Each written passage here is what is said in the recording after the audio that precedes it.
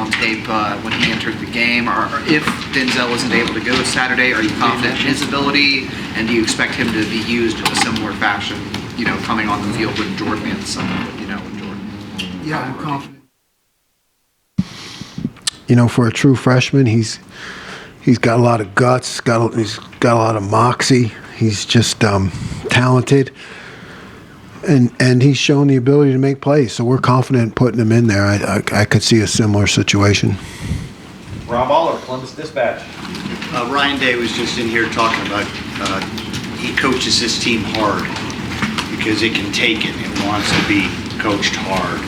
Have you noticed him being a little more fiery this year, A, and B, do different teams have different personalities like that based on, who the leaders are or whatever? Yeah, absolutely. Every team is different. And, as coaches, we look for the best way to motivate them. And certainly with veterans, you can get after them a little bit harder, challenge them.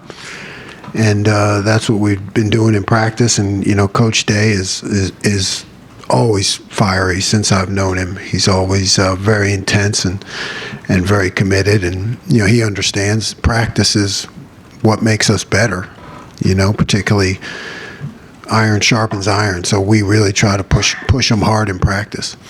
Fourth row middle, Pat Murphy, 24/7 Sports. Jim, I think it was after the Notre Dame game, someone asked you about like a bend, don't break defense, and you kind of pushed back on that pretty quickly. What is wrong with being a bend but don't break defense in your mind, at least for what you guys want to do? I don't know. I just don't like the way it sounds. So how would you describe the change? What would you classify this defense as, given how you've changed, which we talked about quite a bit? One that prevents points, and that's our job. The stop rate is so important because that's the job of the defense. No matter where you go on the field, you got to prevent points, stop points. 3 seats away, Andy Backstrom, Letterman Road. Jim, what stands out about this Penn State offensive line? Would you say that's maybe the biggest test your defensive line will face this season so far? Yeah, Notre Dame was pretty good. Penn State is just as good. They're really big, really veteran players, and so they adjust well, and they can cover you up. Great size.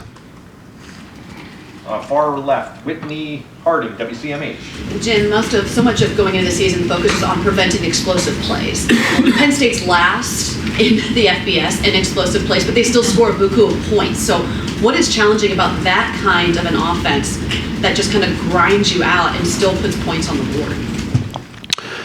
Yeah, and their time of possession is awesome, and I think most red zone plays in the country. You got to find a way the challenging part is find a way to get them off schedule. Like if they just stick to a schedule and they can move down the field, they've been very successful at that. So you try to knock them off, kind of get them behind the sticks. But winning the situations, the third down and red zone, that becomes even more important because if you can win the third down, it's like stealing a possession. Middle left, Dan Hope, Lebanon Warriors. Jim, we saw Cody Simon play a lot more this past week. Just how do you feel like maybe him and Steele compare right now in terms of how they're playing? Yeah, they're neck and neck. Cody is continuing to earn more playing time. He plays both positions, extremely valuable, but he's earned the time, and he's extremely competitive at that position. What are the things that you think Cody brings to you when he's on the field versus what Steele brings? Cody brings kind of an added dimension in the run game, because he's more of a Mike linebacker type. So when he's in there at will, he can be more effective in the run game. And obviously Steele brings a stronger athleticism, seems to be able to make more plays in the passing game and cover more space. Doug Lane Reese, Kings of Columbus. Jim, you guys at times right against a heavy package team or a run team will play three linebackers together. Could that be a possibility this week? Or the way you've talked about Sonny as he's almost like a Sam linebacker, would that just be like, no, we'll put Sonny down in the box and let him do that? Yeah, we'll have both, but Sonny certainly gives us that flexibility to not have to, like we don't have to substitute because he can do both, but we'll always have both. And When you have somebody like Drew Aller, he hasn't thrown a pick yet in his career. How do you sort of game plan maybe for a quarterback who takes care of the ball, but maybe, I don't know, isn't going to take a lot of chances, just any kind of quarterback who's sort of playing that stylistically?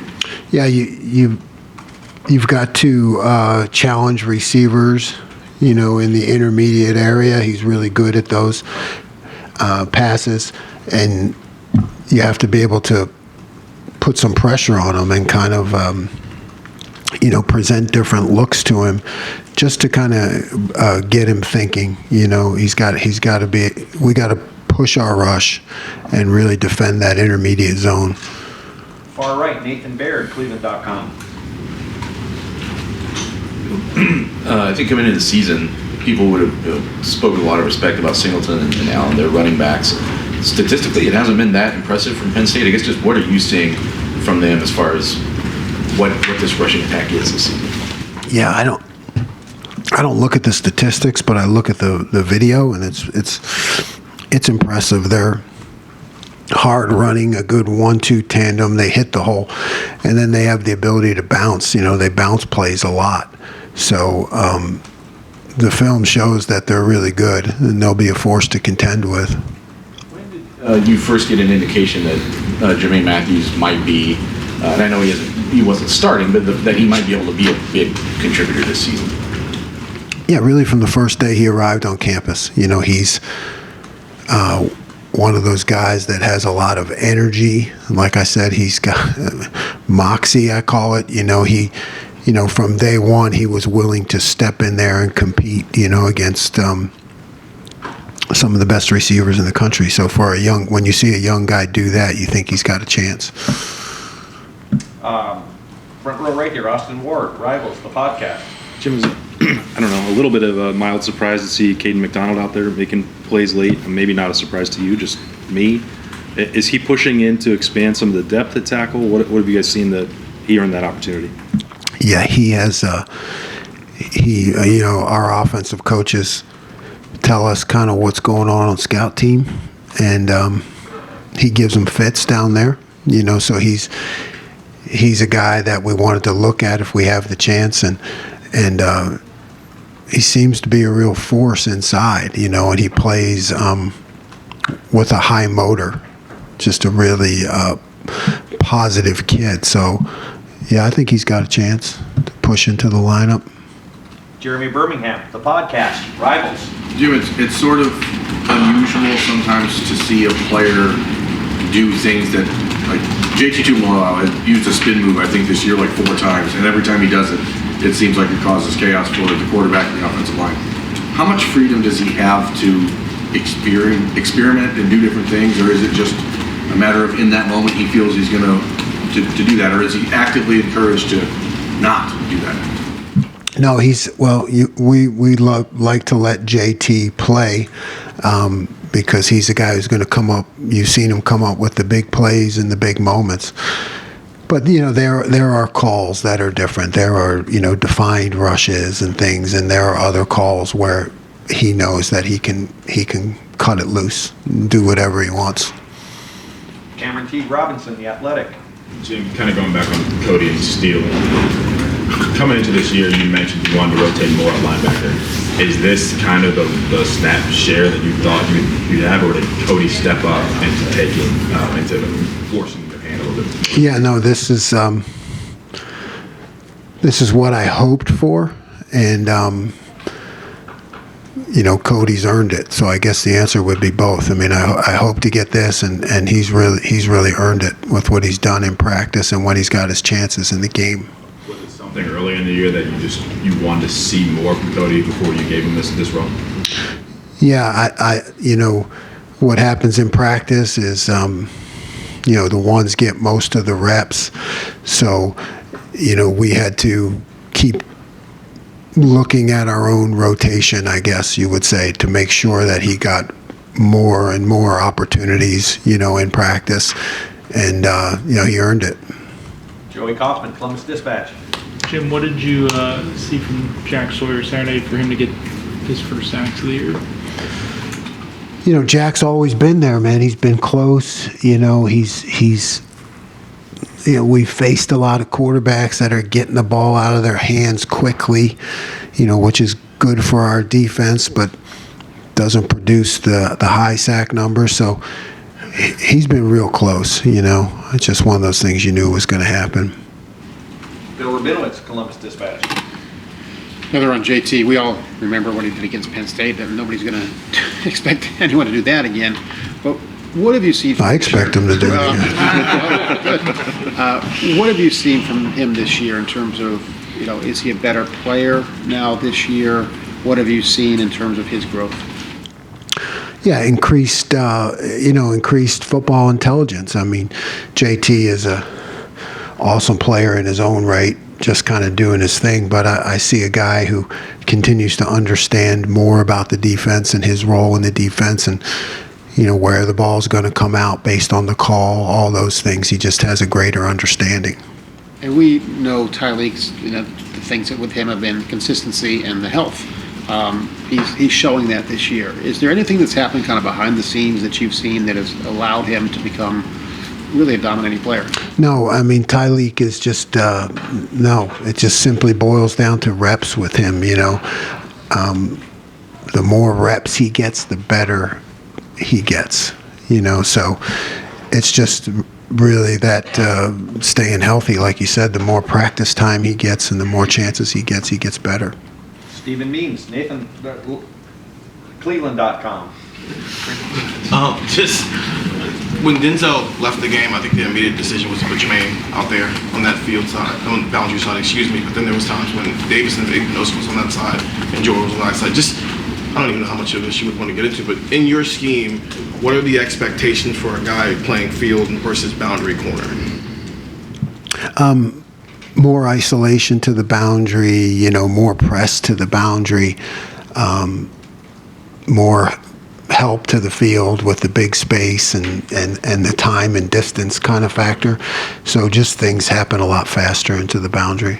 What about Jermaine and Davison's skill sets make them fit at that boundary spot?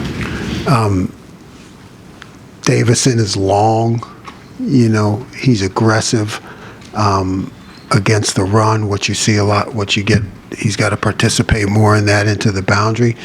And Jermaine is just, he got moxie, you know what I mean? Said it like 3 times. He's just a guy you is going to compete, in those one-on-one situations. So he's a guy you can put pressure on. You need that moxie dog mentality to play that position. Yes.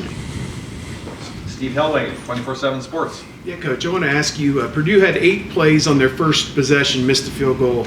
Then the next 3 possessions in a row, you got 3 and out, and had a batted pass and a sack in there to kind of force the punt. It just felt, watching it, that Purdue, both offense and defense, got demoralized as that half went on and just were nowhere near as effective after that.